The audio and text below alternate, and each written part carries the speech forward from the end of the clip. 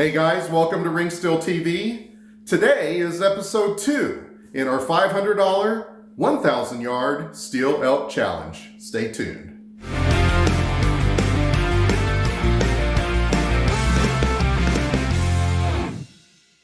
So guys, what did we select? Well, I have it right here. We opted for the Thompson center compass, chambered in 300 Win Mag. So guys, you're probably wondering why we selected the Thompson center compass. Well, price. Plain and simple. This gun was $259 on sale with a $50 mail-in rebate from Thompson Center Compass. That brought me out the door at $209. My local FFL, I do a lot of business with, so I didn't have to pay any transfer fees. But it also came with a lot of great features at the price too. Includes a threaded muzzle, a 3-lug 60-degree bolt, includes pillar bedding. It comes with 5R rifling, and also 1 MOA guarantee and a lifetime warranty. So guys, we've got the Thompson center compass over here on the bench, and before we fire it, we just want to do a quick safety check and make sure everything's functioning properly. What I'm doing right now is just checking to see that it is not loaded. Checking the bolt to see how smooth it is. Pretty good. We're going to double check the safety mechanism here. All the way back is safe, and it locks the bolt, so you can't open the bolt and the gun should not fire. In the middle selection, you should not be able to fire, but the bolt will open. And finally, the fire position.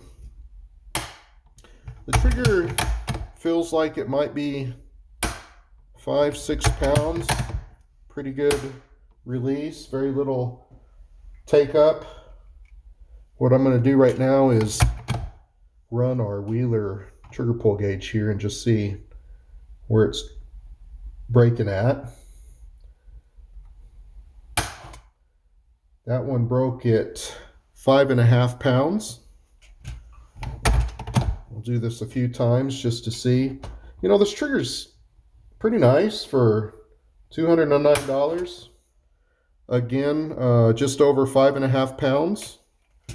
We'll go one more time here.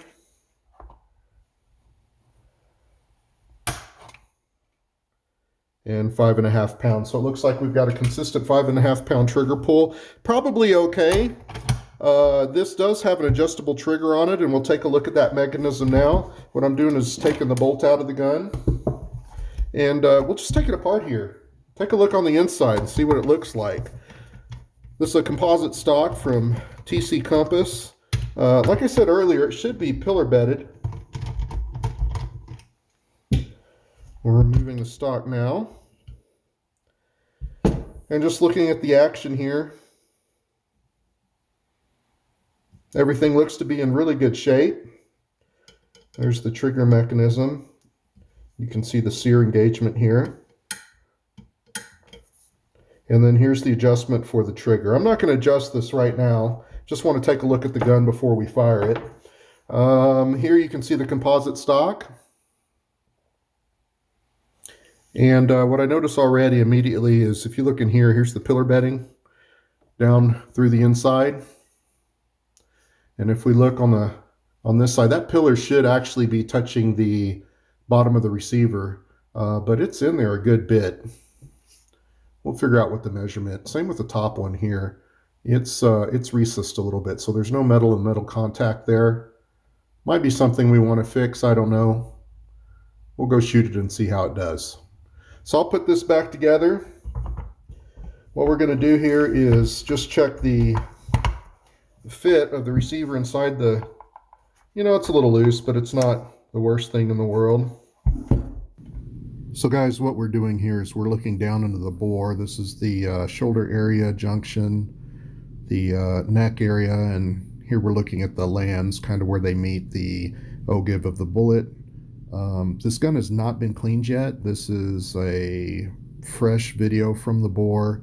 It still has all the oils and cosmoline or whatever's inside the spore. You can see it's very shiny, and that's due to the greases and whatnot that they put into the bore to protect it. At this point here, all I'm doing is I'm just taking a look at the bore just to see if there's any major defects. For instance, a crack or piece of steel that's chunked off, or any voids that are within the steel inside the barrel. A lot of these little nicks and top pieces that are kind of showing up in here is just due to the oils that are in it. When the barrel's cleaned after the first cleaning, we'll get a better feel for what the actual bore looks like at this point. But for right now, you can disregard any gunk or buildup that you're seeing, because that's all going to clean out after we get the gun clean and we take our first shot down the bore. So as we're going down to the end of the barrel here, I do find a defect in the crown, and I think it's something that we're going to have to address on this gun. It looks as if maybe when the button was pulled through the rifling, it damaged it or nicked the crown. It looks like it came from the inside and pushed against the steel and moved it into a bad situation. So we'll take a look at that as we get down there. Again, I'm still kind of looking at the bore in some different areas. You can see there's a little bit of copper underneath that oil, more than likely due to the first time that they fired the weapon and then they applied the agent to keep the bore rust free. I also noticed some striations in the steel, and we'll see that better on the next video after the cleaning is done. I'm not exactly sure how the rifling process happens. I know they pull the button through the gun, and it looks as if maybe whatever the machine is that does that kind of pulls it, jerks it as it goes through there, and that might be causing the striation. Anyway, here's that nick that I was talking about earlier. It's almost not even noticeable when you look at the crown of the barrel.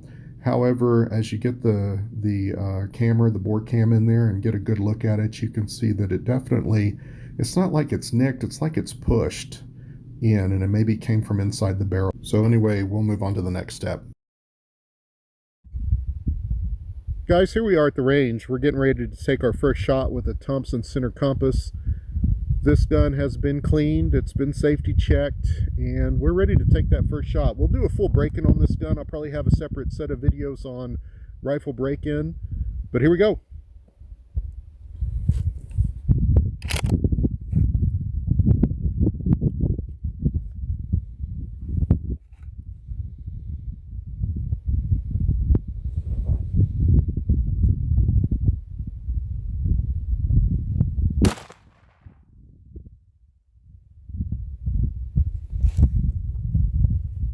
Okay, the gun fired just fine. Brass looks good. All right, we'll go back to the shop. Okay guys, we're back in the shop again. Just looking down at the bore again with the bore cam. Here we're at the neck area, and again at the land section in the free bore. And so this gun has been cleaned since the first firing. It took about 5 cleanings to get all the copper out of it. We're just breaking this gun in, but this will be the reference file that we use against the rest of the break-in process, just to see how things have changed and how the bore is improving visually during the break-in process, and just kind of want to walk through that and show you, you know, kind of before and afters of what the bores can look like by using a break-in process. So as we go through here, you can see there's a matte appearance, a roughness in the steel, and as we go through the break-in process, we should be able to see this improve and become more of a mirror-like finish, a honed finish, if you will. This is a factory rifle, so we don't expect any honing within the rifle or hand lapping, and the break-in process will actually do the lapping for us. What I like to do is get the steel all the way down to bare metal, no copper, and then I'll shoot another round down the chamber, and then we'll come and we'll clean it again. Again, here's the crown. Other than this nick, the crown looks really good. And again, we are going to have to do something about that. That will affect accuracy. So anyway, you see the striations here in the steel. I believe, again, that this comes from actually pulling the button through the rifle and creating the rifles as it appears both in the lands and the grooves. We're just going back down the rifle now and just looking to see if we see any defects or anything. Everything looks good, nothing obvious to me. So far, break-in process is going pretty smoothly. I'll let you watch the rest of it here, and then we'll get on with the rest.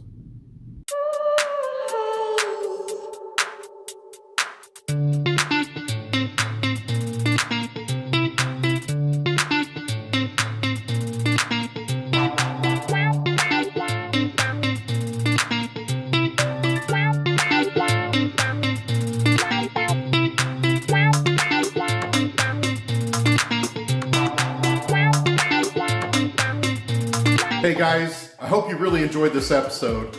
On our next episode, we're going to be adding the scope, the rings, the Picatinny rails, muzzle brake, and a few other things that I have planned.